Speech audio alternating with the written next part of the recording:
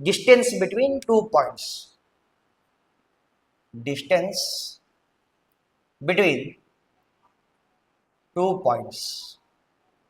Okay, ಈಗ ಈ distance between 2 points ಅಲ್ಲಿ ಅರ್ಥ ಮಾಡ್ಕೊಬೇಕಾಗಿರೋದು ಏನು ಅಂತಂದ್ರೆ, ಈಗ ಸೇಮ್ ಕೋಆರ್ಡಿನೇಟ್ ಪಾಯಿಂಟ್ಸ್ ತಗೊಳ್ಳೋಣ.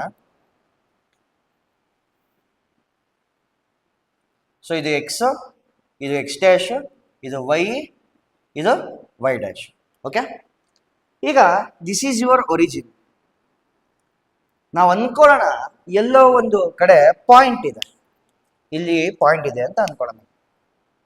ಇಲ್ಲೊಂದು ಪಾಯಿಂಟ್ ಇದೆ, ನೆಕ್ಸ್ಟು ಇಲ್ಲೊಂದು ಪಾಯಿಂಟ್ ಇದೆ. ಓಕೆನಾ, ಈ ಪಾಯಿಂಟನ್ನ ಇದು limit as A of x1, y1, ಯಾಕಂದ್ರೆ ಮೊದಲನೇ ಪಾಯಿಂಟ್ ಇದು. This I will name it as B of x2, y2 ಅಂದ್ಬಿಟ್ಟು.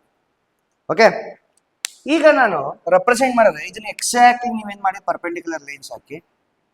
ಎಲ್ಲಿ ಬರುತ್ತೆ? ಇಲ್ಲಿ ಬರುತ್ತೆ. ಸೊ ಇಲ್ಲಿ ಬಂತು ಅಂದ್ರೆ this is your x1 distance. ಅರ್ಥ ಆಗ್ತಿದೆಯಾ ಮಕ್ಕಳ? ಇಲ್ಲಿಂದ ಇಲ್ಲಿಗೆ ಎಷ್ಟಿದೆ? ಈ ಪಾಯಿಂಟ್ ಇಂದ ಈ point, this is your y1 distance. ಅದೇ ರೀತಿ ಸೇಮ್ ಇನ್ನೊಂದು ಪಾಯಿಂಟ್ ಹಾಗೆ ಮಾಡಿ, ಆಗ್ಲೇ ಹೇಳ್ಕೊಟ್ಟಿದ್ದೀನಿ ನಿಮ್ಗೆ, ಅರ್ಥ ಮಾಡ್ಕೊಳ್ಳಿ.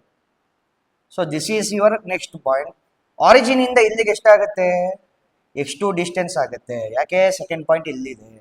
ನೆಕ್ಸ್ಟ್ ಅದೇ ರೀತಿ ಈ ಪಾಯಿಂಟ್ ಇಂದ ಇಲ್ಲಿಂದ ಎಷ್ಟು ಡಿಸ್ಟೆನ್ಸ್ ಆಗುತ್ತೆ? y2 ಡಿಸ್ಟೆನ್ಸ್ ಆಗುತ್ತೆ.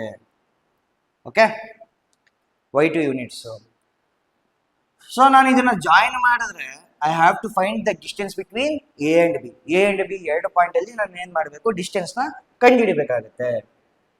ಸೊ ಸೇಮ್ ಸಿಮಿಲರ್, ಇದನ್ನ ನಾನು ಹಿಂಗೆ ಕಂಟಿನ್ಯೂ ಮಾಡಿದ್ರೆ it will form a right angle triangle.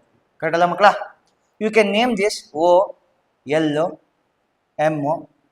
ಇದು ಬಂದ್ಬಿಟ್ಟು ಪಿ ಅಂತ ತಗೊಳ್ಳಿ, ಇದು ಬಂದ್ಬಿಟ್ಟು ಕ್ಯೂ ಅಂತ ತಗೊಳ್ಳಿ.